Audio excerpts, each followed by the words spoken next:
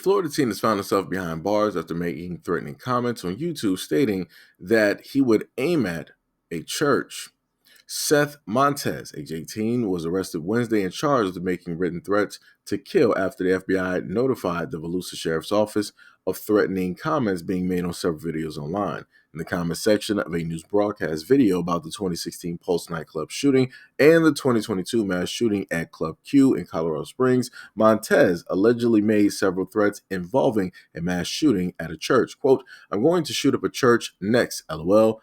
Have fun seeing me on the news." In other comments, Montez shows praise for the suspects in other mass shootings, including a private Christian school shooting in Nashville early this year and the church shooting in Charleston, South Carolina back in 2015. Quote, "I'm going to follow his footsteps next week at my local church." The 18-year-old did not specify or name any church in his threats.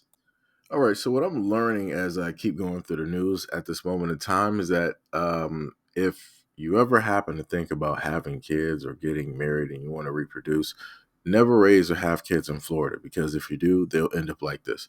I don't know what is up with the degeneracy that is coming directly out of Florida, that is being birthed in Florida. I don't know what is taking place and what is happening, because this is insane. You really think, and this is a new age type of thing, and what I mean by new age, I'm talking about new gen, where they are on like this whole edgy, type of, deal where they want to go online and they want to say whatever it is that they want to state, because they live in the mentality that, okay, I might be 18, but I can get online and, start saying a whole bunch of stuff like I'm 7 and there's going to be no repercussions. Nobody's going to hold me accountable because I'm looked at as a kid. No, no, no, no, no. You're 18. You're clearly stupid if you really think that people are going to look at an 18-year-old as a grown, full-fledged adult. Put you in the right circumstances, in the right situation, you say the wrong things at the right time, people will put you directly where it is that you need to be put. This is one of those incidences where he was put exactly where he needs to be put. But realistically, there needs to be some type of time that needs to take place. Some type of time needs to happen. I don't care if it's jail. I don't care if it's prison. He openly made threats. Realistically, it should also be listed as a hate crime. He made threats specifically towards those of the LGBT community because he was making remarks under videos that was specifically having to do with the gay nightclubs that are directly out there, right? Because they were specifically targeted. And he was making comments under those videos, basically okaying, high-fiving, and saying that it was all right and that he wanted to, in a sense, copy in the footsteps, not only in a sense of doing that, but also going directly to a church. That's crazy to me.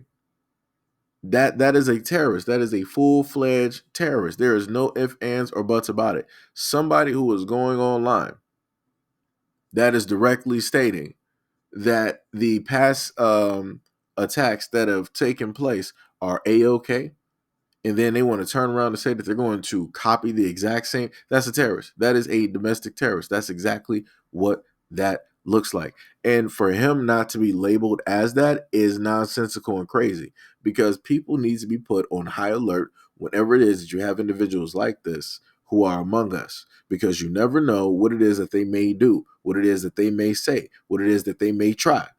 He can very easily endanger not only his life, but a multitude of other lives just because on a whim, how it is that he feels, because he was on some type of chat board or what have you. Like I said, this is crazy.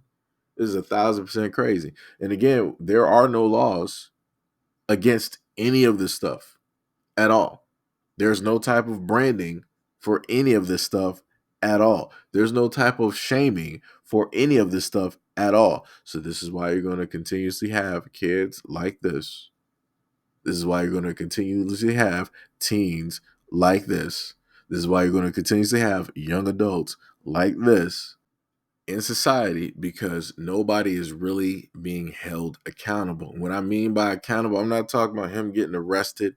I'm talking about all of the above. I'm talking about slamming the book, the kitchen sink, the house, and the grave, all in one fell swoop directly on this kid. Make examples out of a lot of these kids so that these actions don't take place ever again. Make them second guess about ever doing this. Give this kid, give him 60 years.